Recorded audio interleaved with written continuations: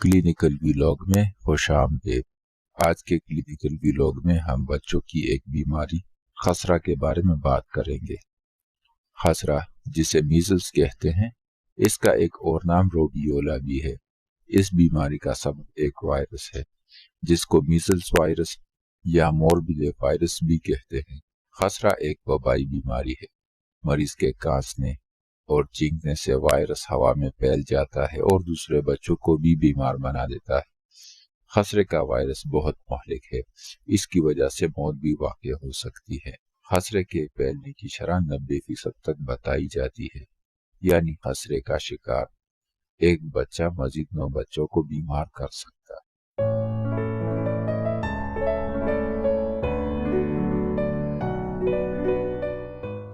اس دوا کی علامات اور انکیوبیشن پیریڈز کچھ یوں ہے۔ زمانے خوابیدگی یعنی انکیوبیشن پیریڈ 10 سے 14 دن۔ جب وائرس جسم میں داخل ہو جائے تو مریض میں علامات ظاہر ہونے میں 10 سے لے کر 14 دن تک لگ سکتے ہیں۔ علامات کچھ یوں ہوتی ہیں۔ سب سے پہلے تیز بخار، اس کے بعد کانسی لگ جانا، آنکھوں میں سرخی، جلن اور ان سے آنسو بہنے لگتے ہیں، نزلہ چالو ہو جاتا ہے۔ چوتھے یا 5ویں دن تمام جسم پر سرخ رنگ کے دانے نکلنے لگتے ہیں۔ خسرہ کے علاج کے ساتھ ساتھ مریض کے لیے چند احتیاطی تدابیر بھی ضروری ہے۔ ایسا بچہ جس میں خسرے کی علامات ظاہر ہوں یا اسے خسرہ ہو تو ایسے بچوں کو دوسرے بچوں سے علیحدہ رکھے، انہیں اسکول اور مدرسے سے چھٹیاں لے کر دیں اور آرام کروائیں۔ روایتی طریقہ علاج ایلوپیتھی میں ویکسین سب سے اہم علاج ہے۔ اب تک خسرے کا ویکسین ایک بہت ہی کامیاب ویکسین ثابت ہوا ہے اور اس کی کامیابی کی شرح 95% ہے، لیکن ویکسین صرف حفظ ما تقدم ہے، یعنی پریونٹیشن۔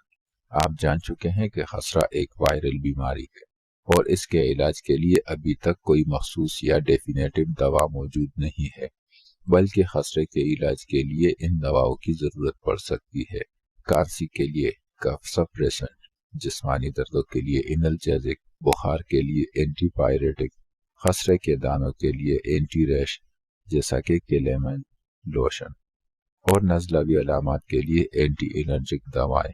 لیکن جب آپ کسی قابل ہومیوپیتھ کے پاس جائیں تو وہ آپ کے بچے کو صرف 1 یا 2 دوائیں دے گا اور ان سے ہی خسرے کا ایک بہت ہی اچھا اور عمدہ علاج ہو سکے گا۔ خسرے کے علاج کے لیے ان ہومیوپیتھک دواؤں کی ضرورت پڑ سکتی ہے۔ فیرمفاس، اس دوا کی 6x، 12x یا 30x پوٹینسی بچے کی حالت کے مطابق 1 گھنٹے کے وقفے سے لے کر 4 گھنٹے کے وقفوں سے دہرائیں۔ یہ بخار، آنکھوں کی سوزش، نزلہ اور کانسی وغیرہ پر غلبہ حاصل کر لیتی ہے۔ شدید ترین حالتوں میں بھی یہ بہترین اثر دکھاتی ہے۔ بخار کم ہو جائے تو فیرمفاس شب و روز میں صرف 3 یا 4 بار دیں اور پلساٹیلا 30 ہر 3 گھنٹے کے بعد دہرائیں۔ جلد سے بوسی اترنے پر سلفر 30 صبح و شام 1 ہفتہ مسلسل دیں۔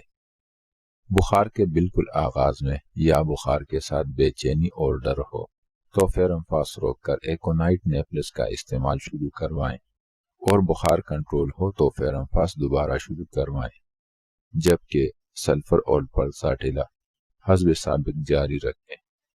اگر بخار کی وجہ سے کمزوری اور غنودگی غلبہ حاصل کر لے تو فیرمفاس روک کر جیلسیمیم 30 یا 200 پوٹینسی دیں، اور جب حالت سنبھل جائے تو فیرمفاس دوبارہ شروع کروائیں، جبکہ پلساٹیلا اور سلفر حسب سابق دہراتے رہیں۔ کبھی کبھی میزلز کے مریض کی آنکھیں سوج جاتی ہیں اور ان سے جلندار پانی نکلنے لگتا ہے۔ یہ تکلیف اتنی واضح ہوتی ہے کہ یوں لگتا ہے کہ بچے کو خسرہ نہیں بلکہ آشوب چشم ہے۔ تو ایسی حالت میں جو سب سے بہترین دوا ہے وہ ہے یوفریزیا۔ یوفریزیا کے استعمال سے کانسی، آشوب چشم اور دانوں کا نکلنا تینوں رک جائیں گے، اور جب مرض کنٹرول ہو جائے تو فیرمفاس کا استعمال دوبارہ شروع کروائیں۔